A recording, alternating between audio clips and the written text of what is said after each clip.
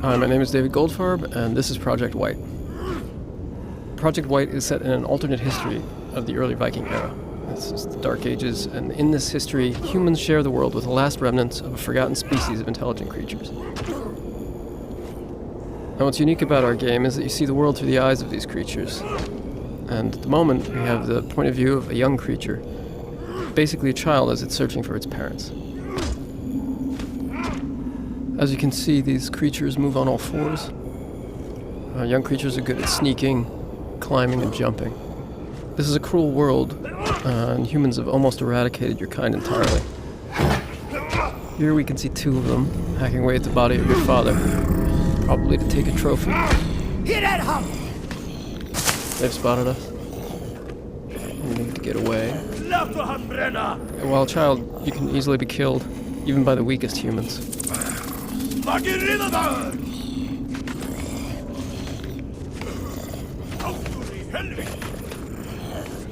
We're trapped on this bridge. Maybe there's an escape route.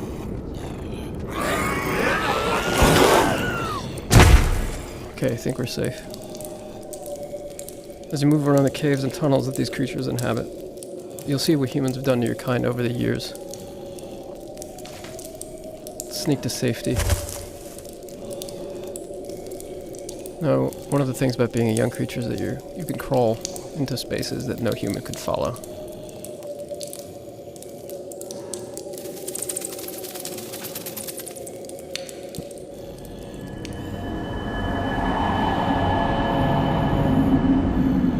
Now, this huge cave with the mysterious tree is one of the last few places of refuge in the world for creatures like you.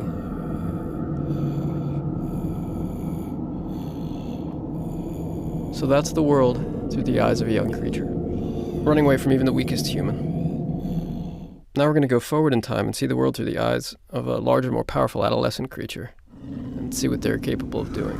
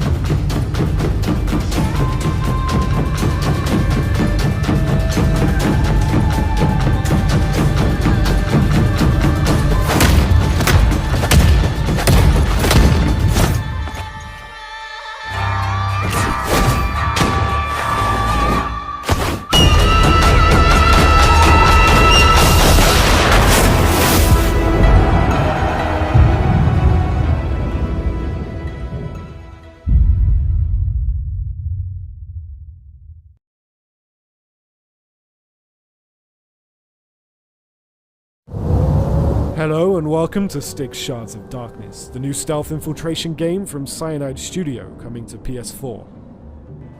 Join me for a moment to learn about the new mechanics, lore and gameplay to be explored in Styx's new adventure.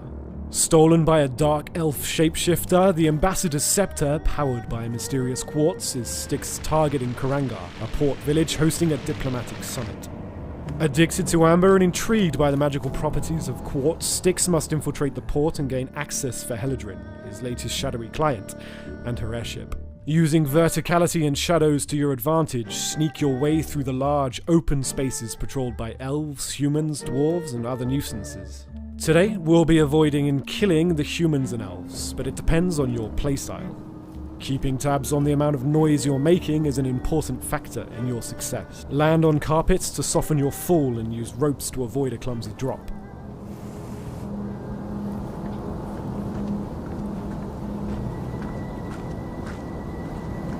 Clever use of the environment will keep Styx hidden, while other clever uses of the environment will keep the enemy hidden. Remember, a dead guard is a quiet guard. Thinning out the patrols is one way to play Styx Shards of Darkness, and there are multiple ways to do this. Throwing up in their refreshments is one of them. And after some time, they're bound to take a drink.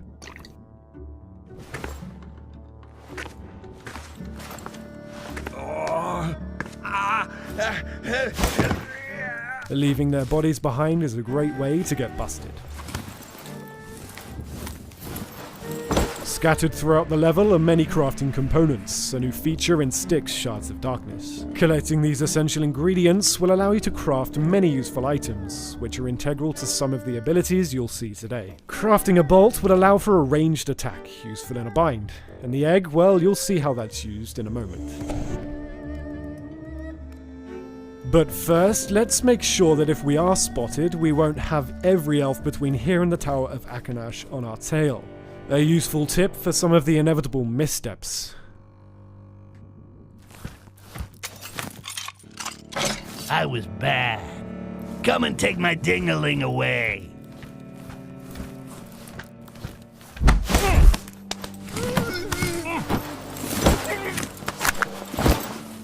That noise. May Lysror protect us!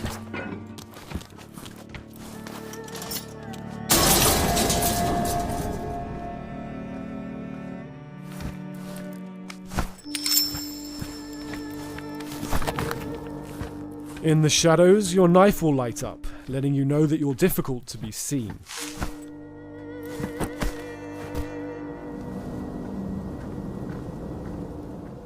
On the bottom right of your screen, you'll see an orange bar. This is your amber used to power Styx's magical abilities. Getting from A to B in this corridor is difficult with the amount of enemies patrolling, so clever use of the amber will illuminate useful and dangerous objects in your path, allowing you to make better decisions on how to move.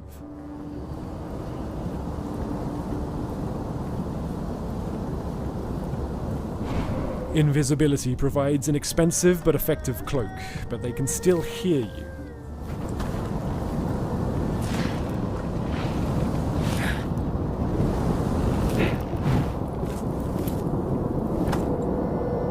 Those dumbasses left a window open. How nice of them. Inside, things aren't quite so bright, working at an advantage for our little green friend. Clever use of sand to take out the lights will provide an element of visual cover, but the best way is usually to climb high. Purify our hearts and let our pain atone for our misdeeds. Do not allow our hands to tremble as we slay our foes, our bodies. With the egg, we're able to create a cocoon, allowing Styx to throw a clone of himself large distances and embody that clone. Glory to Lysror. Glory to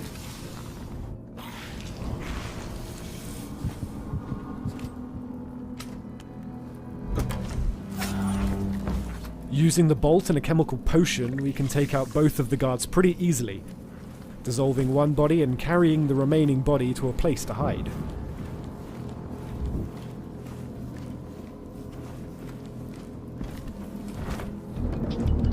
But before Helidrin can attend the summit, the register must be adjusted with a name to avoid rousing suspicion.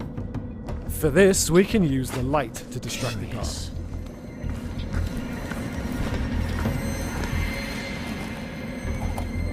and now it's written down in black and white. Is his past valid? Yes, but we'll keep him here a little while longer. This will teach him to control himself. I need to get that pass. Okay, let's head for the docks.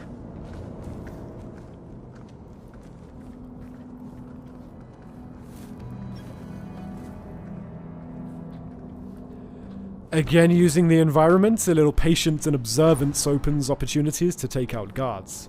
But with the register changed, it's time to open the gates.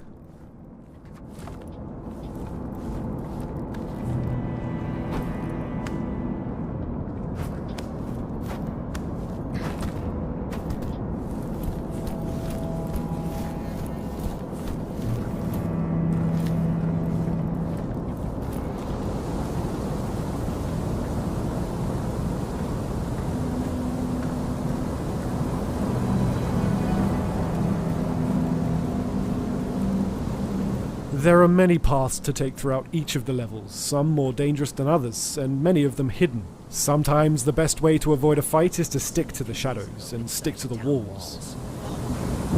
Leos, it is a stain, an insult to this road. She should have finished it when she helped me. You better watch out. Because we will. The carrier of light.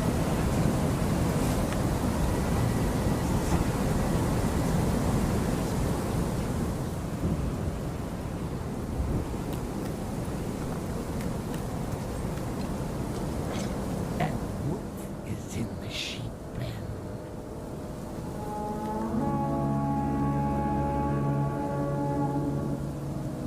Using the blimp, we can alert the guards to open the door and Heladrin can attend the summit. But we've alerted a suspicious guard, so we've got to hide.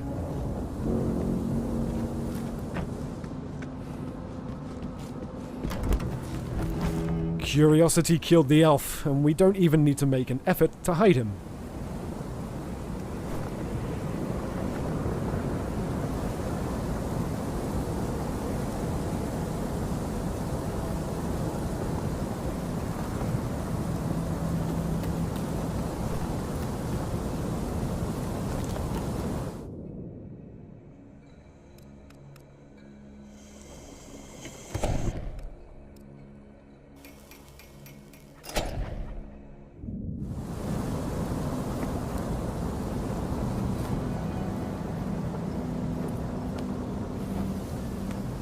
This so-called fortress has more holes than... One last check to make sure she's on her way, and we've completed about half of the mission that takes place in the mountainous port of Karangar.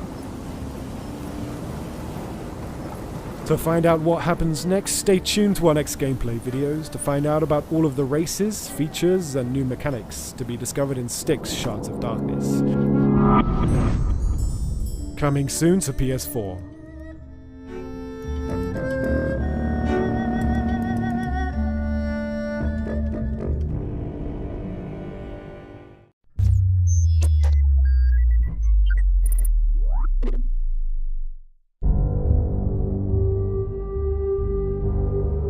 Hi, I'm Mike DePlata from Monolith Productions, and today we're extremely excited to give you a first look at the Gondorian city of Minas Ithil, which is under siege from the Dark Lord's forces. We need to do something. Taking out the captain should buy the Gondorians some time. And they could lead us to the Palantir. We must find a worm and make him talk. We're going to show you some combat and some exploration in the open world. Here we're beginning near an orc encampment on the edge of the mountains near Cirith Ungol. And from here, we're going to go and get some intel on the orc forces. Dominating an enemy worm takes us into the army screen, where we can see that our target is an orc commander.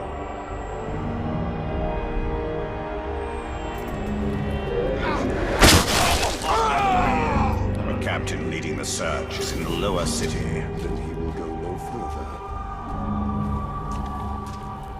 You should have kept your mouth shut.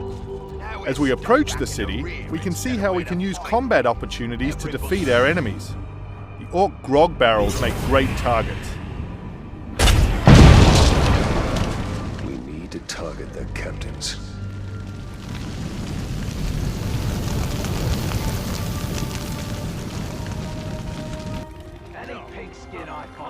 He's close. The Wraith world will reveal his presence.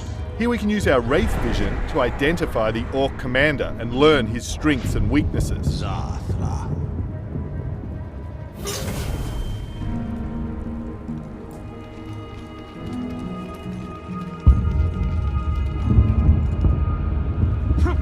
The new urban environment creates a lot of verticality and new gameplay opportunities for stealth and movement. We can see the commander is training enemy forces for the assault to come. Alright, form up! Now in Shadow of War, the Nemesis system is much more seamlessly integrated with the story. So this commander will be unique for every player. And in Shadow of War, Talion is not just fighting on his own against the Orc hordes. We're going to meet a lot of new allies and fight alongside the Gondorian army. We will bury you all!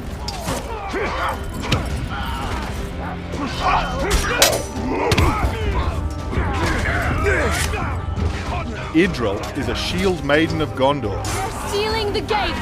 Move out! Move out! Let's follow her and help the Gondorians as they retreat to the upper city.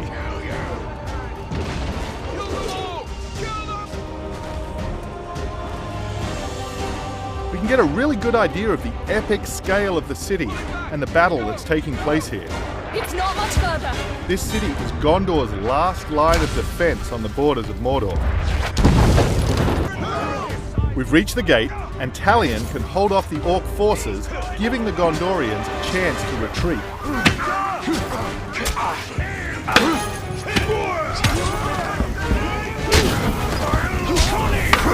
So that was a quick run-through of one section of the open world in Minas Ithil. However, the city is absolutely enormous, and it presents many more opportunities for gameplay, story, characters, and exploration. Everything from Celebrimbor's hidden barrows, to pitched battles in the arena, to taking command of enemy siege beasts and decimating the enemy army. And of course, the Nemesis system. Your city will burn. The scourge of man will be cleansed by fire. We're looking forward to showing you much more gameplay from Minas Ithil and the rest of Mordor, but thank you very much for watching this first reveal.